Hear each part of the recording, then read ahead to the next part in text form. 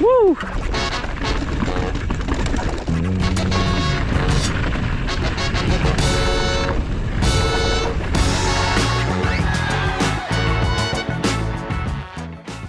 Hey everyone, welcome back. In today's episode, we are doing an absolutely epic ride. After riding to Elkin Vale in the last video, we made our way to the neighboring town of Breckenridge to spend the night. The next morning, we left our car at the CT trailhead and took a shuttle up to Kenosha Pass. This shuttle takes about an hour and goes through a bunch of beautiful locations. Just the drive is incredibly enjoyable. Additionally, it crosses through the South Park, Colorado, which I thought was really cool. From Kenosha Pass, we rode 33 miles of unbelievable single track on segment 6 of the Colorado Trail, eventually making our way back to Breckenridge in the spot we took off from. Crossing along the way a variety of beautiful terrain and all kinds of riding, from chunky to flowy, the highest of which was Kenosha Pass. So today's ride is admittedly a lot more about going a long distance and making it from one pass to the other than it is just about all-out shredding. While these sections here are awesome, I am not letting go 100% just because I need to have ample room to slow down, mostly for other hikers. Thankfully, we only had to deal with traffic on the way up to Kenosha Pass. From there on, the trails were 100% ours. Wow, that was challenging. Thank you very much, appreciate it. When you start this ride, it lures you into a false sense of enjoyment early on, by getting into descents pretty quickly. As a matter of fact, these are pretty ripping. However, be warned that this is a really tough day on the bike. All that elevation that you're losing at the start, you'll have to regain, and then from around 9.5k, make it all the way up to a few hundred feet shy of 12,000. It's not the highest ride in the area by far, but if like us, you're from sea level, it's hard on the lungs on a day 2 of a Colorado trip. The colors here are just amazing. Like, we chose to do this trip this time of year precisely for this. Still gotta keep my speed in check with these blind corners and people going the other way. I have to say, one of the things that I'm really spoiled by in Florida is having directional trails all over the place. What? Nice, that was fun. But in all fairness, the up and down nature of the trail is just so good that you can't help but be tempted to let go of the brakes just a tiny bit. That was awesome. Oh, my suspension was locked. After enjoying a lot of up and down terrain, you'll eventually make it to the big climb, which you won't be able to mistake. So we've started to make our way up to Kenosha Pass. This is the first seriously big climb of the day. Starting to feel the elevation, and it's definitely also getting a little bit colder. It seems like we're starting to reach the tree line, which is a very welcome thing because I'm feeling it. I left a lot of this in because I wanted to convey kind of how hard it is. So how do you guys feel? Great. I don't know how I feel. I can't even hold a bottle. I can't breathe, I can't think. I'd rather be here. Yeah, exactly. I don't even know why. The top is right there. Once we hit that, we will have conquered the first climb. It is cold up here. We have made it to Kenosha Pass, and I don't know what that peak is. I will find out and put it on the screen for you so that you get some information, but it is absolutely majestic to see that thing towering above where we are.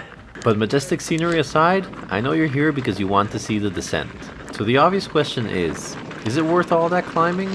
The short answer is yes, and the long answer, well, it's this video. So one of the things about riding at this elevation is that you have to take it a little bit easier and pace yourself, because decision making, even if you feel the same, is impaired. Sometimes I notice later in my videos that I was doing kind of stupid stuff that I didn't feel like I was doing. So again, not the fastest ride, just gonna enjoy my way down, pace myself, try to make it down in one piece. One of my favorite aspects of this ride is how much time you're spending on single track. While you do cross some fire roads, you don't ride on a single one from start to end of the segment. That's 33 continuous miles of world-class single track. Additionally, it spans through high alpine and lush forest, changing as you go up and down, both in vegetation and in the type of riding. The top is mostly smooth single track with only a few rooty pockets along the way. As you'll see later in this video, that changes quickly once you're below the tree line. Oh, this is so nice. One thing is a constant though, this is one of the highest sustained speed trails I've ever ridden. You're constantly going super fast with very little effort. There's a continuous gradient which is right at that point, at least for me, to get you up to speed quickly, but to never feel steep and scary.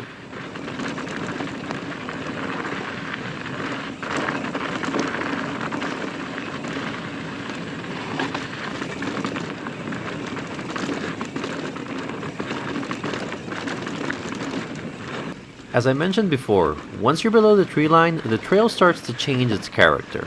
Roots across the trail and rocks hiding in the dirt start to pop up, not so slowly.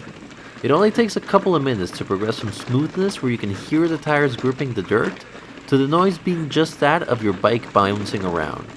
Obviously, this section is slower, at least at my skill level, but one of the great and amazing things about this is that it's not slow either. There's just that right point where the steepness keeps you plowing through the chunk. Now, if I could only keep my speed up in the switchbacks.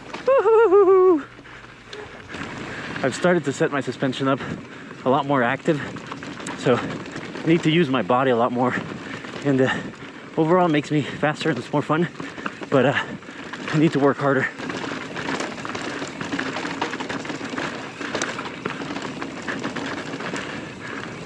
It's hard to tell how long this section really is, but when you're out there, your hands will feel like you're operating a jackhammer for hours on end. Woo! This section of trail feels like it's one perfectly sculpted, continuously eternal rock garden. For me, one of the most fun natural sections of single track that you can find anywhere.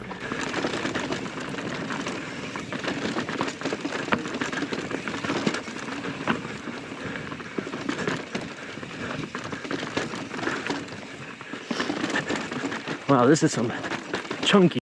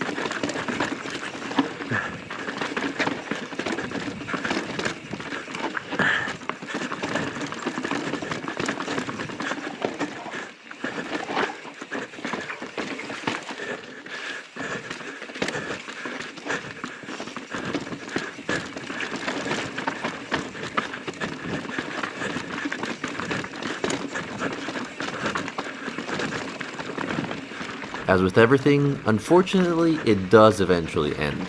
Whether you consider the bridge a bearer of good or bad news, it will let you know that you've made it to the bottom of the descent. That was a ton of fun. Swap over to half shells. Yeah. I'm gonna take the time too. So we're relatively short on time. There is a possibility that if we're climbing and we see that timing is just not going to work, we may turn around and head down this road to Breck, but we're going to push and see if we can make it up. From the fire road that you just saw, which goes along the middle fork of the Swan River, there's a tiny bit of up and down, but given how long you've been riding, this section will feel like it's uphill almost all of the way. It totals another 1,200 feet of vert, which at this stage feels like a huge climb. Thankfully, we were able to push and felt that we had made it to the top with good time to spare. We'd be able to enjoy the sunset on the ride down without risking being caught by night, since we didn't have any lights with us.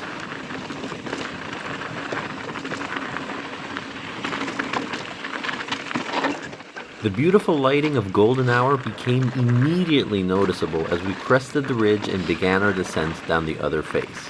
However, even without this, the reward for that climb is what brings the whole experience of this segment of the CT together for me. Wow, that is some harsh lighting. With a complete distinct feel, this section is much smoother, with long stretches that carve across the mountain in what can only be described as ripping fast single track.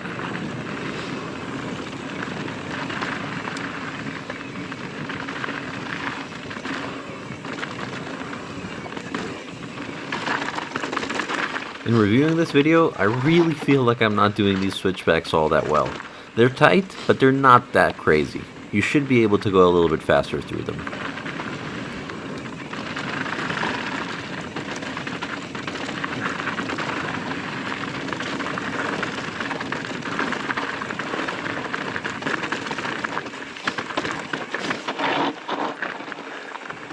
Ton of braking bumps that should not exist.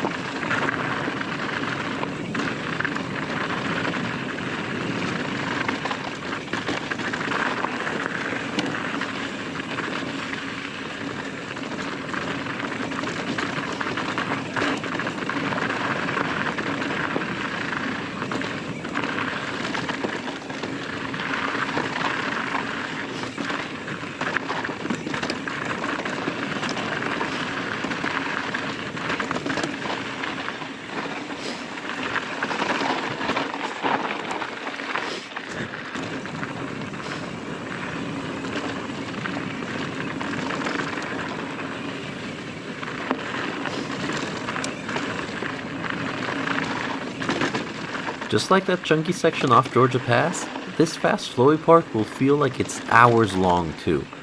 And that's one of the things that I find captivating about the CT. You get endless single track covering enormous distances, and it's all good. Wow, that is beautiful.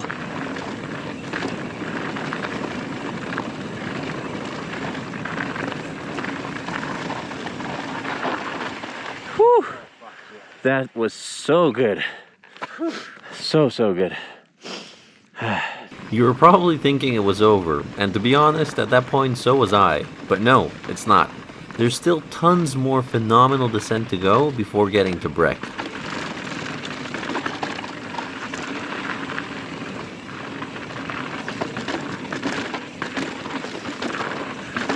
I gave this speech a little bit prematurely, but I didn't want to cut it out of the video since I think it captures well how much I enjoyed the sufferfest that was this ride.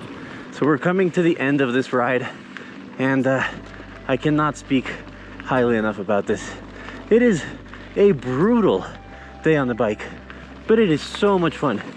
I am exhausted beyond anything that I can explain, but I think it was all worth it. The ride, the views, the descents, the experience in general. This is such a beautiful place. It is totally worth doing.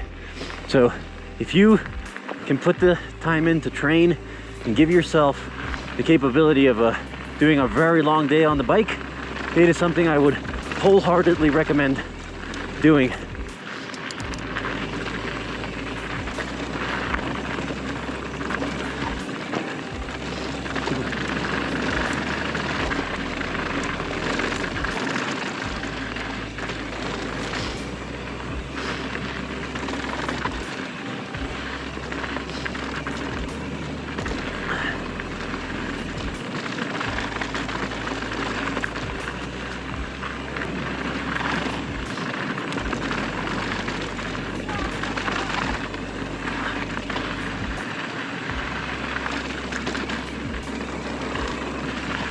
As you get to the end, there's one small climb that I didn't record. It's nothing major, and it will lead you to the final switchbacks to get back on the road just north of Breck and close to the spot we had left our car at the CT trailhead.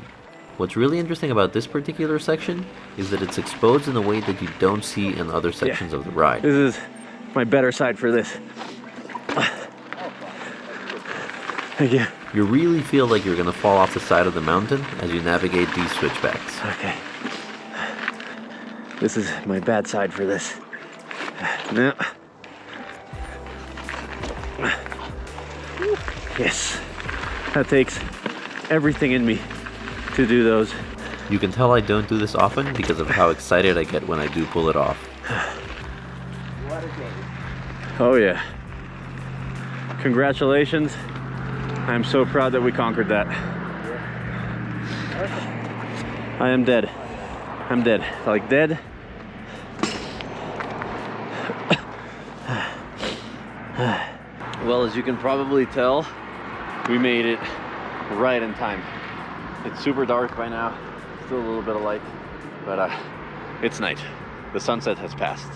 This was barely on the edge there. Anyways, I think the lesson to learn is start this ride really early. And yeah, it took longer than we expected. Well, I hope you had fun with us today. This was an absolutely brutal ride, totally worth it. I think Ricardo agrees with me that the suffering, It was so worth it. yeah. Well, till the next video. In the meantime, see you for the next one, and happy riding.